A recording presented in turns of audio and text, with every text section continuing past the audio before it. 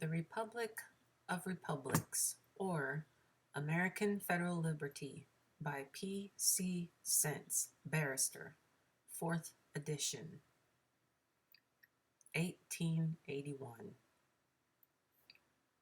I'm going to read a small section to you, and I want you to just keep in mind when I read this that the federal government has power and authority over the federal people on the federal lands only.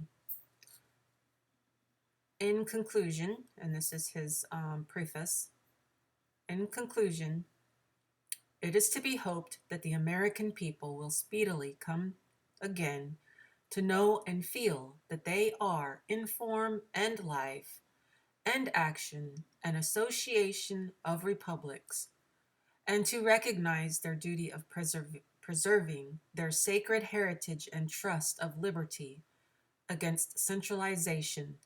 The fundamental laws which the states have severally and federally established seem once more to be in accord with the tones of the old bell which, on the 4th of July, 1776, proclaimed liberty throughout the land.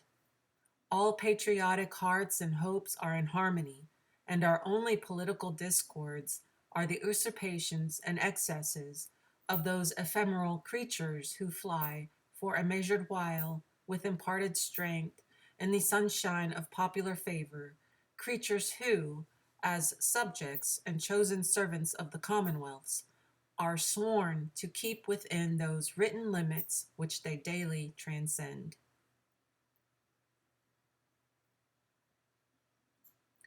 This phrase was used by James Wilson to express the liberty that free states enjoy under their league. The definition of civil liberty, said he, is briefly that portion of natural liberty which men resign to the government and to society, and which then produces more happiness than it would have produced if it retained by the individuals who resign it. Still, however, leaving to the human mind the full enjoyment of every principle that is not incompatible with the peace and order of society.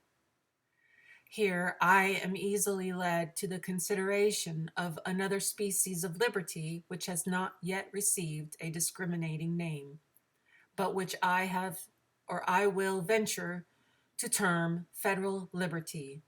This, sir, consists in the aggregate of the civil liberty which is surrendered or delegated by each state to the national government, to the United States, and the same principles that operate in the establishment of a single society with respect to the rights reserved or resigned by the individuals that compose it will justly apply to the case of a consideration of distinct and independent states.